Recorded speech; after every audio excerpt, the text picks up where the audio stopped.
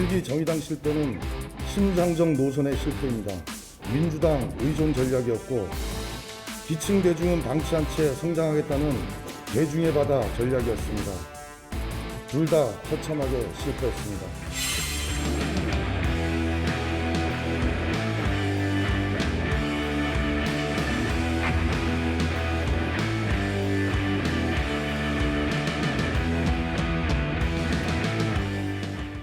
여의도 사사건건 시간입니다. 오늘 초대 손님은 한 분입니다. 이은주 정의당 비상대책위원장 모셨습니다. 자, 어서 오십시오. 안녕하세요. 5월 달에 저희 프로그램 네. 저희 휴가 중에 오셨던데 네. 그때는 새 원내대표 자격이셨는데 이번엔 비대위원장이에요. 네. 많이 다릅니까, 역할이? 그렇죠. 뭐 지금 당의 위기 상황에 막중한 책임감 때문에 뭐 하루가 어떻게 흘러가는지 모르게 그렇게 보내고 있습니다. 그러니까 당 위기 상황을 수습하고 새로운 비전을 수립해야 되는 과정인데 네. 어때요? 논의 과정은 순탄하게 흘러갑니까? 일단 지도부 총사퇴 이후에 제가 비상대책위원장이 된 거고 당의 쇄신안 마련을 위해서 정의당 10년 평가위원회를 가동해서 당원들의 이제 총의를 모아 나가고 있는 과정입니다. 사실 빠른 시간 내에 이런 토론을 좀 정리해서 새로운 모습들을 당원과 시민들께 보여드리도록 하겠습니다. 네. 자, 정의당 내부 이야기는 좀 이따가 차차 좀 해나가도록 하고요. 네. 정치 현안 정의당 대표에서 나오셨으니까 몇 가지 좀 여쭤보겠습니다. 윤석열 정부 취임한 지 이제 출범한 2달 조금 넘었는데 최근에 국정 운영 지지율 보면 뭐 심상치는 않아요. 네. 좀 긍정평가가 빠르게 좀 빠지고 부정평가가 많이 좀 솟아 올라가는 그런 길이죠. 뭐 언론에서는 데드크로스라는 표현 계속 쓰고 있는데 뭐랄까요? 원인이랄까요? 국정 운영 평가 이렇게 안 좋아진 원인 어떤 걸 좀 먼저 꼽아주시겠습니까? 뭐 한마디로 제왕적 불통이다 이렇게 말씀드리고 싶습니다. 사실 윤석열 정부 취임 일성으로 그 약속했던 제왕적 대통령제 폐지와 소통, 협치. 근데 2달 된 지금 휴지 조각이 된 건 아닌가 이렇게 봅니다. 뭐 2가지로 말씀드릴 수 있을 텐데요. 먼저 인사청문회 없이 4명의 내각 인사를 강행하면서 국회를 패싱했습니다. 특히 성희롱과 갑질, 관사 테크 등 시민들의 상식을 뛰어넘는 그런 의혹들이 제기된 인사를 강행하면서 오히려 뭐 빈틈없는 인사다. 뭐 전 정권과 비교해봐라 이런 거는 뭐 시민들의 눈높이에 맞지도 않다고 봅니다. 네. 또 이제 소통의 문제를 지적해 보면 사실 뭐 도어스태핑으로 대통령이 직접 기자들과 소통을 하겠다 시도는 참신했다 신선했다 이렇게 보지만 실제로 사실 소통의 대상은 야당이지 언론의 카메라 앞이 아니라고 봅니다. 그래서 결국 협치나 소통도 국회화해야 된다고 보고요. 앞으로 이렇게 약속과 정반대되는 행보를 계속 보인다면 앞으로 지지율 그래프는 바닥을 뚫을 수도 있겠다. 이렇게 보고 있습니다. 네. 자, 정의당 지금 대표 대행 상태를 맡고 계시다고 봐도 되니까 대통령실 쪽에서 만나자거나 뭔가 의견을 좀 물어보거나 이런 과정은 한 번도 없었습니까? 그런 소통의 과정이 한 번도 없었습니다. 한 번도 없었군요. 네. 네, 있긴 있어야겠습니다. 김치찌개 소주라도 하자 이런 이야기 당선인 시절에는 많이 했었는데 실제로는 없었군요. 자, 오늘 행안부에서는 경찰국 신설 방침 공식화했어요. 네. 뭐 예상되긴 했습니다만 정의당 입장 어떻게 말씀 주시겠습니까? 사실 국회 논의가 필요한 사항이지 뭐 정부가 일방적으로 그렇게 발표할 문제는 밀어붙이는 형식은 뭐 동의하기가 어렵습니다. 네. 특히 문재인 정부를 거치면서 검경 수사권 조정 또 이제 국정원에 국내 정부가 경찰로 이관이 됐죠. 그래서 경찰이 급격하게 비대화되고 권한이 막강해진 것 사실입니다. 그리고 경찰은 시민의 기본권을 침해하는 이제 국가의 기능이기 때문에 반드시 어떤 민주적 통제가 필요하다고 보고요. 네. 그래서 이런 비대한 권력 기관을 민주적으로 통제하는 방식은 행정부를 통한 이런 체계적인 통제 이런 방식이 아니라 실질적인 권한을 가진 합의제 통제기구, 실제 국가경찰위원회가 있습니다. 네. 하지만 실질화되어 있지 못하기 때문에 정의당은 작년부터 계속 국가경찰위원회의 실질화를 통한 경찰의 민주적 통제 방안을 주장해 왔고요. 그렇게 정의당의 입장은 입장은 갖고 있다. 이렇게 말씀드리겠습니다. 네. 행안부령으로 이렇게 경찰 조직을 통제해 나가는 이런 건 아니지 않느냐 이런 말씀이시고요. 자, 이것도 한번 짚어봐야죠. 국민의힘은 요즘에 그 어민 북송 사건, 네. 이 의혹 사건을 계속해서 지금 키우고 있고 국정조사나 특검도 도입해야 한다는 주장하고 있어요. 정의당 입장은 뭡니까? 일단 뭐 추가 확인이나 재조사 요구 같은 진상 규명이 필요하다면 뭐 저는 충분히 검토할 수 있다고 봅니다. 네. 결국 그러려면 빨리 원 구성부터 해서 조속히 국회가 정상화되는 것 여길 서둘러야 된다고 봅니다. 네. 지금 민주당 쪽에서는 이건 신색깔론이다, 신북풍이다 이런 표현까지 하고 있거든요. 이런 주장에는 좀 동의하십니까? 말씀드린 것처럼 추가 확인이나 재조사 요구를 통해서 명확히 해 나가는 게 중요하다고 봅니다. 네, 밝혀야 할 게 있다면 밝혀야 네. 하지 않겠느냐 이런 입장이시네요. 자, 정의당 이야기로 넘어가죠. 비대위 체제에 10년 평가위원회라는 조직을 뒀더라고요. 네, 왜 10년입니까? 올해 10월 21일이 정의당 10주년입니다. 창당 10주년. 네. 그래서 사실 이번에 이 위기에 대한 평가를 단순한 대선과 지선, 양대 선거 평가를 넘어서 지난 정의당 10년 우리가 무엇을 놓치고 있었는지 냉정하게 돌아보고 또 평가하고 개선 방안을 찾아보자. 그래서 위기의 원인을 제대로 짚어보자. 여기서 출발했다고 말씀드리고 싶습니다. 네. 그래서 지금 전국을 순회하면서 당원들을 만나고 또 외부 전문가 초청 토론회도 진행하면서 전면적이고 공개적인 논쟁을 통해서 정의당의 진로 쇄신안을 마련하고 있는 중입니다. 주로 이제 언론의 기사들도 그렇고 아픈 이야기들을 좀 많이 하는데 한편으로는 사실 좋은 것도 있지 않겠어요? 정의당 10년 동안 가장 큰 성과였다 이런 거는 비대위원장 입장에서는 어떤 거라고 좀 생각을 하십니까? 진보 정당으로서 제3정당으로서 정의당이 국권이 쓴 거죠. 10년 안에 번호가 투표 때 보면은 쭉 밑에 번호에 있었는데 3번으로 올라왔습니다. 네. 예, 제3정당이 된 것, 그것은 이제 큰 성과이죠. 네. 기호 3번까지 올라온 건 그 자체로 큰 성과다. 네. 근데 반면에 이제 참패는 계속 이어져 오고 특히 이번 대선, 지방선거는 정말 좀 뼈아팠을 것 같긴 한데요. 네. 10년 평가하면서 전국 다니면서 여러 의견들을 들으셨을 텐데 그중에도 이 평가는 정말 아팠더라 하는 게 있다면 뭘 좀 소개해 주시겠어요? 일단 정의당이 어떤 정당인지 누구를 대변하는 정당인지 모르겠다. 누구를 대변하는지 모르겠다. 네, 이런 지적이 가장 가슴 아프고 또 반성해야 될 지점이라고 봅니다.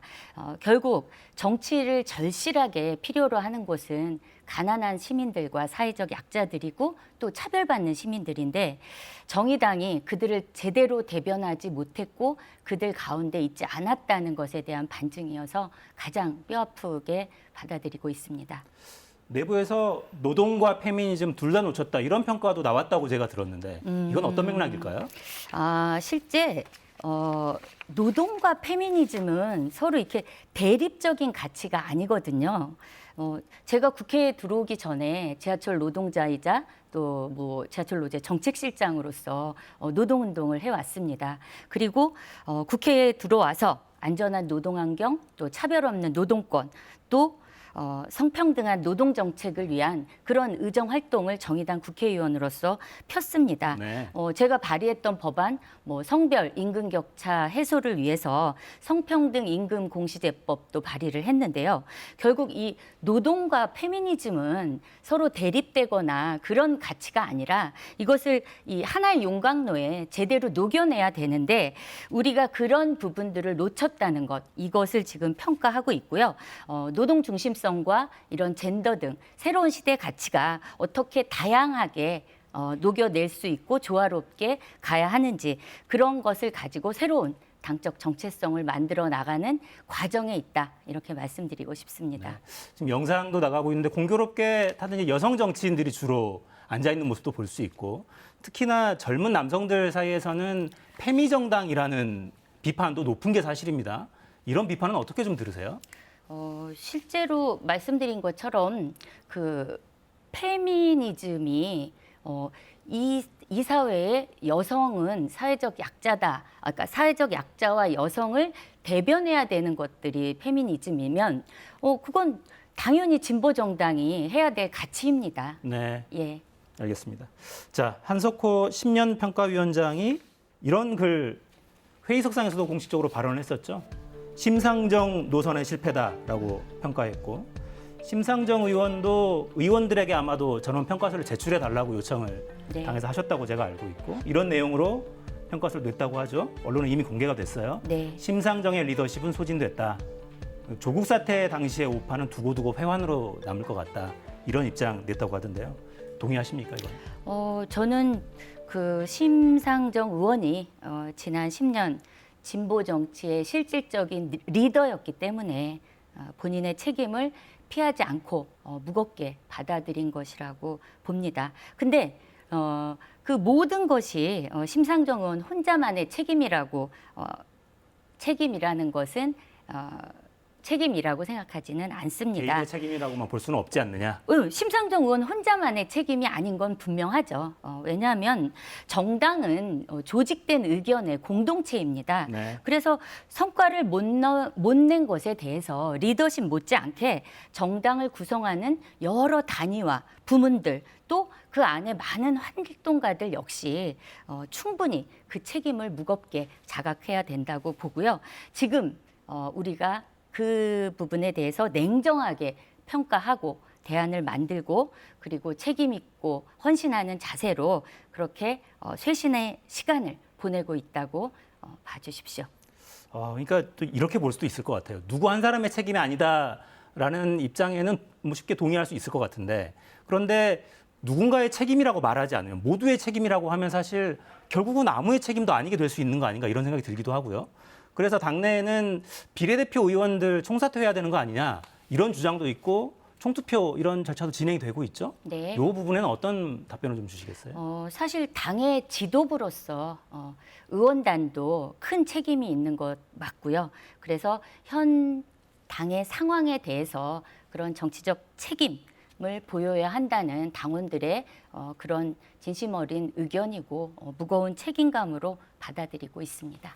무거운 책임감으로 받아들인다. 총사퇴를 할 가능성도 닫아놓지는 않고 있다. 이렇게 해석을 해도 됩니까? 당에 있는 그 절차를 거친 총투표 과정이 진행되고 있습니다. 네. 네. 총투표 결과에 따라서는 가능성을 닫을 수는 없다. 당원들이 결정한다면.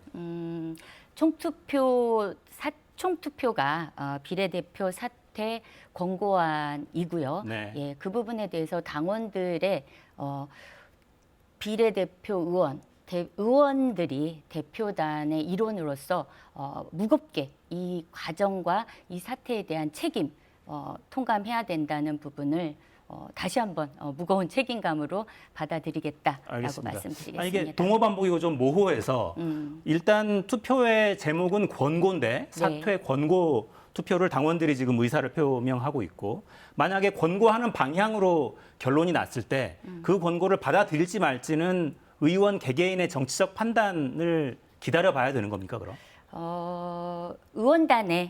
의원단의 정치적 책임을 다하겠다 이렇게 말씀드리겠습니다. 알겠습니다. 네. 자, 최신 여론조사 내용을 좀 볼게요. 정당별로 호감이라고 느끼십니까? 비호감입니까? 이렇게 물어보면 결과가 이렇게 나옵니다. 모든 정당이 비호감도가 과반이에요. 국민의힘이 55%, 민주당이 더 높네요. 57%인데 정의당이 비호감이다. 이게 64%입니다. 호감도는 제일 낮고 21%로. 근데 반면에 이걸 연령별로 좀 쪼개서 보면요. 네.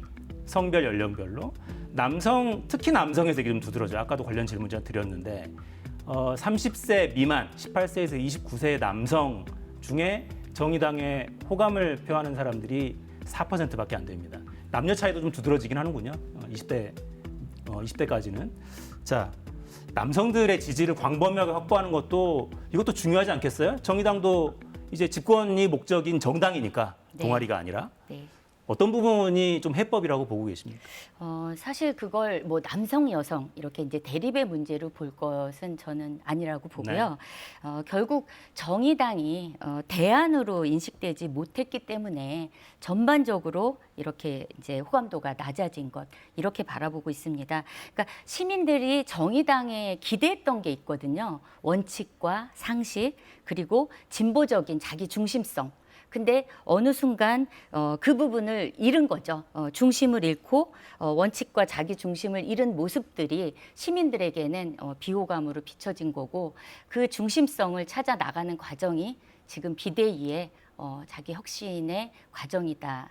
이렇게 말씀드립니다. 원칙과 자기중심성을 잃은 어떤 상징적인 사건이랄까요? 이런 걸 짚는다면 뭘 좀 짚으시겠어요? 계속 심상정 이제 의원은 조국 사태 당시를 좀 짚었었는데 저희는 뭐 이번 21대 국회에서도 실제로 그 검찰 개혁은 당연히 되어야 하는 상황이지만 네. 공수처 설치 문제나 그리고 검수완박 관련해서 그 과정에 그 시민들께 우왕좌왕하는 모습을 보였던 것 이 부분에 대해서 중심을 잃었다는 말씀을 다시 한번 드립니다. 그 우왕좌왕은 왜 있었을까요? 그러니까 국회의원이시고 원내에서 지금 원내 전략을 담당하는 원내대표이시기도 하니까 기존의 정의당 지도부가 왜 그렇게 흔들렸던 겁니까? 기존에 그러니까 말씀하셨듯이 국민들이 정의당을 향해서 바라보는 것들은 원칙을 갖고 소외받는 사람들을 향해서 따뜻한 시선을 두고 뚝심 있게 원칙을 주장하는 그런 것들이었을 텐데 왜 그렇게 많이 흔들렸던 건가요? 중심을 못 잡았다는 말씀을 이제 드리는 거죠. 사실 그 당시에도 민생은 너무나 어려웠고 코로나 시기에 그래서 하지만 거대 양당은 검수완박에 휩쓸려 있었던 거죠. 여의도 정치에. 저희가 정말 있어야 될 중심은 민생의 한 가운데 있었어야 되는데 네. 그 검수완박에 휩쓸려서 찬반에 휩쓸렸다. 중심을 잃고 거기에 이제 원인이 있었다고 보는 겁니다. 네. 이건 어떻습니까? 그러니까 정의당이 과거에는 이제 노동 조직, 뭐 노총 이쪽과 연대하고 풀뿌리 그런 조직들, 시민사회 단체 조직들과 연대하고 이러면서 구체적인 삶의 국면을 살폈다면 이제는 원내 전략에만 집중하면서 어떻게 하면 우리 당 교섭단체가 될 수 있을까? 이 부분에만 지나치게 집중해 오지 않았느냐 이런 비판도 있더라고요. 그런 평가도 지금 평가에서 뼈아프게 저희가 짚고 있는 거고요. 네. 그래서 이 뭐 아까 말씀드린 것처럼 지금 성찰의 과정에 정의당이 있어야 할 곳, 대변해야 할 그 가난한 시민들 안에 있지 않고 여의도의 정치 지형 안에서 중심을 잃었던 건 아닌지 이 부분에 대한 평가도 진행되고 있다고 말씀드리겠습니다. 알겠습니다. 월요일에 비대위 회의가 있었고 이때 6가지 핵심 의제를 내놓으셨더군요. 저희 그래픽을 좀 제작해놨는데 볼까요? 재창당, 노동, 지역, 진보정치 통합도 제시하셨고 선거 연대와 지도체제 이런 것들 제시하셨어요. 간략하게 좀 설명을 주시겠습니까? 어떤 내용들입니까? 일단 재창당 수준의 정의당의 혁신이 없으면 다시 잃은 시민들의 신뢰, 당원들의 신뢰 회복할 수 없다.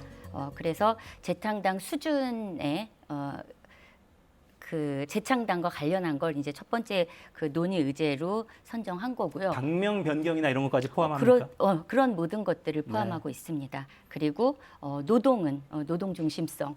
잃지 않았나 다시 회복해야 된다. 그리고 지역 강화, 정당의 가장 기본인 지역을 저희가 놓친 거죠. 예. 여의도에만 갇혀 있었던. 그래서 그 지역을 어떻게 강화할 것인지, 그다음 지도 체제는 정당에서 또 가장 중요한 부분이고 차기 혁신 지도부가 이 혁신을 마무리하기 위해서도 필요한 내부적인 그 내부에서 밟아야 될 이제 절차도 있습니다. 그래서 네. 이렇게 6가지 핵심 의제를 추렸는데요. 이 의제에 대해서 대내외적인 토론을 거쳐서 8월 말에 저희 당대회가 예정돼 있는데 그때까지 이제 쟁점을 정돈해서 가능한 혁신 과제는 8월 말 전당대회 때 혁신을 하고 그리고 새로운 리더십이 차기 지도부가 선출해서 이 혁신과 당의 쇄신을 완료한다라는 로드맵을 가지고 진행하고 있다고 말씀드립니다. 알겠습니다. 근데 지금 이제 사실 정치 전반적인 지형 안에서 보면 여당 내에서 벌어지는 이준석 대표와 윤핵관 간의 갈등이나 야당에서 이재명 의원의 당대표 출마를 둘러싼 이런 논란이나 이런 것들하고 비교해 보면 주목이 덜한 게 사실입니다. 그러니까 예전에 정의당, 진보정당을 향한 국민들의 기대가 좀 상당 부분 식어 있다는 거는 뭐 부인하기 어려울 것 같아요. 그럼에도 불구하고 왜 정의당인지, 왜 진보정당을 좀 더 지켜봐 주셔야 하는지 이거 좀 호소하신다면.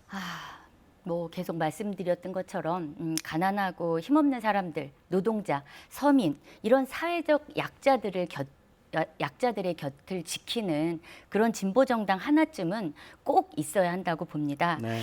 정의당이 진보 정치를 포기할 수 없는 이유이기도 하고요. 제가 지금 2주 연속 거제 대우조선소를 왔다 갔다 하고 있습니다. 지금 거기 거제 대우조선소에는 24일째 0.3평의 철제 감옥을 스스로 만들어서 그 안에 자신의 몸을 옥죄하고 있는 우리 대우조선 하청 노동자가 있습니다. 이들의 요구는 아주 소박합니다. 임금 정상화, 노동기본권 보장입니다. 2022년 세계 경제대국 10위인 대한민국에서 이 하청 노동자들의 현실이 무엇을 말하는지 바로 정치가 실종되면 민생이 실종하고 결국 가난한 시민들은 고통에 빠지게 된다는 걸 보여줍니다. 그래서 바로 이 사태 해결을 위해서 정의당, 진보 정당이 필요하고 진보 정당인 정의당의 존재 이유는 바로 여기에 있다고 말씀드리고 싶습니다. 네. 자, 당이 이제 쇄신, 개혁 이 몸부림을 하고 있는데 이걸 또 국민들이 어떻게 바라봐 주실지, 비호감도가 제일 높은 정당이 어느새 돼버렸는데 그게 호감도로 바뀔 수 있을지 좀 기대감을 갖고 지켜보겠습니다. 네. 네, 오늘 말씀 여기까지 듣겠습니다. 지금까지 이은주 정의당 비상대책위원장이었습니다. 감사합니다. 감사합니다.